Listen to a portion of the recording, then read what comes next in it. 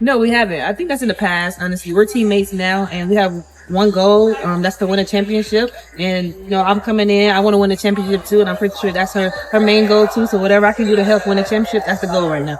Everyone expected chaos, but what Raven Johnson just revealed completely flips the narrative about how this team actually operates.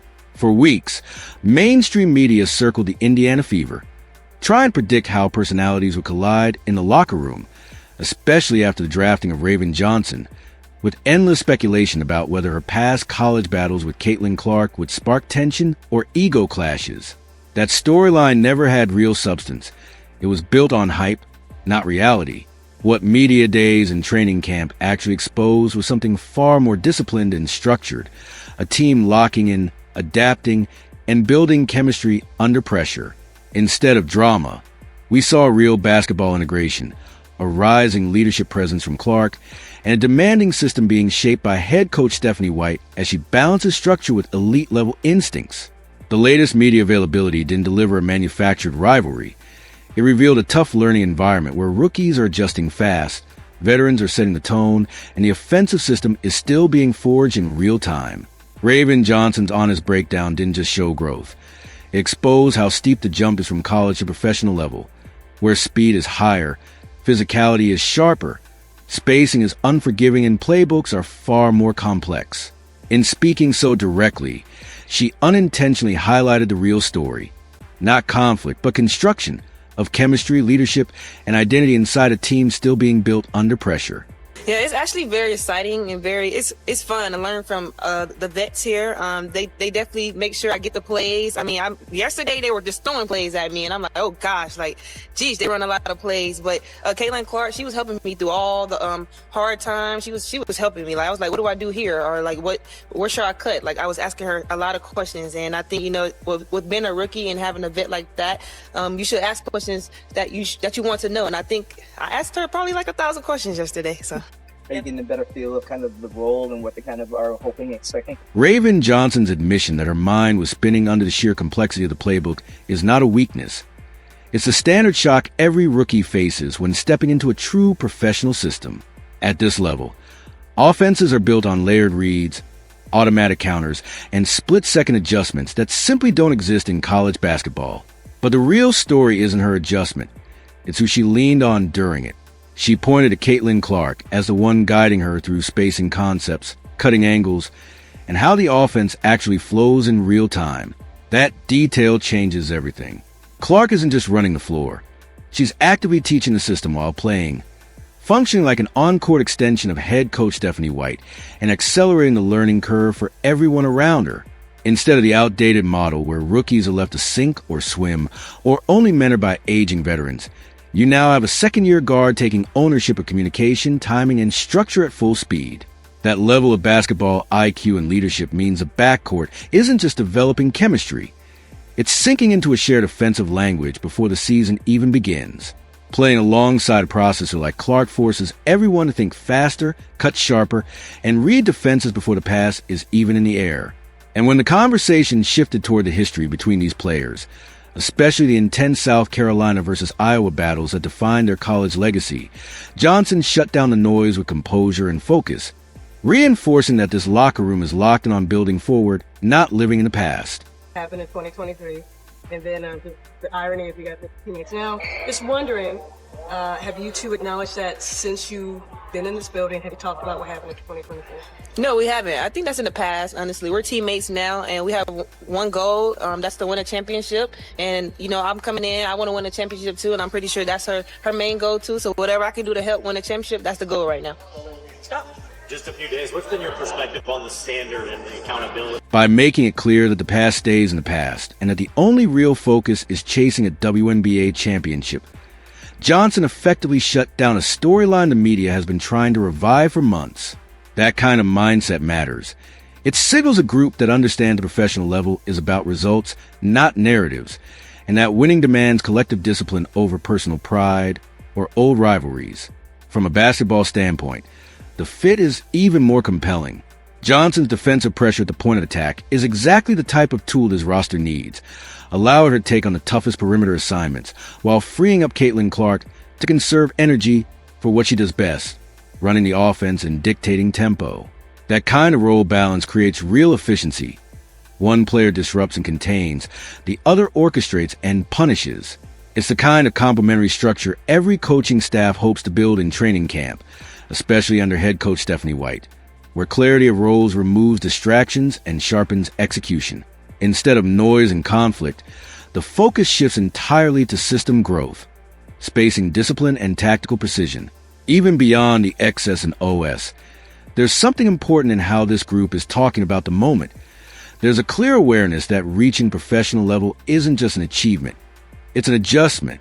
Johnson's reflections on the experience of stepping into the league highlight that transition. The speed, the expectation, and the responsibility all arrive at once. But rather than being overwhelmed by it, the tone is grounded in acceptance and forward focus, reinforcing that this group is locked into building chemistry, defining roles, and pushing toward a shared goal without getting pulled back into old storylines that no longer matter. Like, I'm literally in a WNBA. Like, I have an Indiana jersey on. Like, and I'm wearing number 3. Like, this is crazy to me. Like, I feel like I'm dreaming, literally dreaming. Every day I come to training camp and I see like Caitlin Clark, Sophie Cunningham. Like, I look at these girls like I watched these girls in college. Like, I'm literally playing with these girls. Like, it's crazy, honestly. It's like a surreal moment, honestly. That's what I thought. It's just you saying we're number 3. What does number 3 mean? Her admission that it still feels like a dream, looking around the locker room and seeing players like Caitlin Clark and Sophie Cunningham, captures a real shift in the league's generational identity. Rookies are no longer entering a distant hierarchy. They're stepping directly beside players they grew up studying, and that changes everything about how quickly respect and adaptation form. That environment naturally accelerates learning. It builds humility, urgency, and a willingness to absorb information instead of resisting it. And the situation gets even more intense when you factor in the established core already in place, with Kelsey Mitchell providing high-level scoring efficiency on the perimeter and Aaliyah Boston anchoring the paint as a physical, defensive force that stabilizes the entire structure. This blend of hungry rookies and proven talent creates a training camp where every possession feels like evaluation and every rep carries weight. Johnson's reaction makes it clear she understands the stakes. She's not just observing greatness. She's expected to operate inside it, and that mindset signals buy-in, discipline, and a serious commitment to development. In parallel, the organization's roster construction strategy adds another layer of pressure and precision, especially with limited WNBA roster flexibility forcing every spot to be earned and optimized. Front office insights, including comment from Justine Pat, underline how carefully the franchise is balancing immediate competitiveness with long-term development pathways, turning every decision into a calculated investment rather than a placeholder move. I mean, I think, for lack of better terms, it's kind of a red shirt for rookies, and I'm super excited for the opportunity. I'm grateful that they even considered me to be in that position, so I think I'm just taking it one day at a time and really leaning into the process. Scott? Did you have any inclinations that people were interested in you during the draft and all of that? And what was that like going through? Yeah, I did. We had a couple of Zooms with them. It kind of was just a waiting game and seeing where I was going to go. But again, like I said, I think I'm just super excited for this opportunity and taking it day by day. How the first couple days of camp compared? Pod intelligently described her role on the developmental squad as a kind professional redshirt season, and that framing makes perfect sense from a long-term roster-building standpoint. In today's modern, spacing-heavy perimeter game, a player with Paiso's combination of size and shooting touch is absolutely valuable, but the jump to WNBA pace and physicality is no small adjustment. By keeping her fully embedded in the team environment, practicing daily against elite competition like Caitlin Clark, and working with top-tier strength and conditioning resources, the Indiana Fever are essentially investing in her future readiness rather than rushing her development. It's a patient, calculated approach.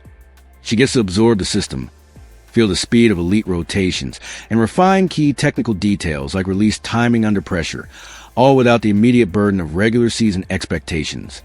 If she uses this period correctly, she could realistically evolve into a reliable rotational piece down the line, which is exactly the kind of depth championship level teams are built on. At the same time, this developmental strategy sits inside a much bigger tactical question surrounding head coach Stephanie White and her overall system design.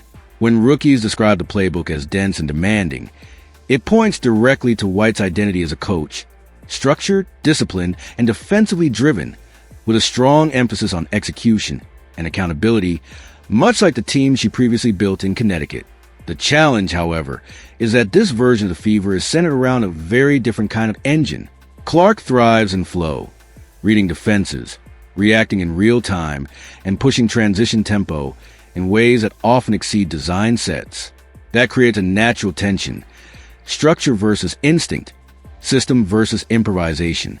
Too much rigidity could slow the offense down and blunt its explosiveness, while too little structure risks turning possessions into inconsistent isolation-heavy sequences that are hard to sustain over a long season.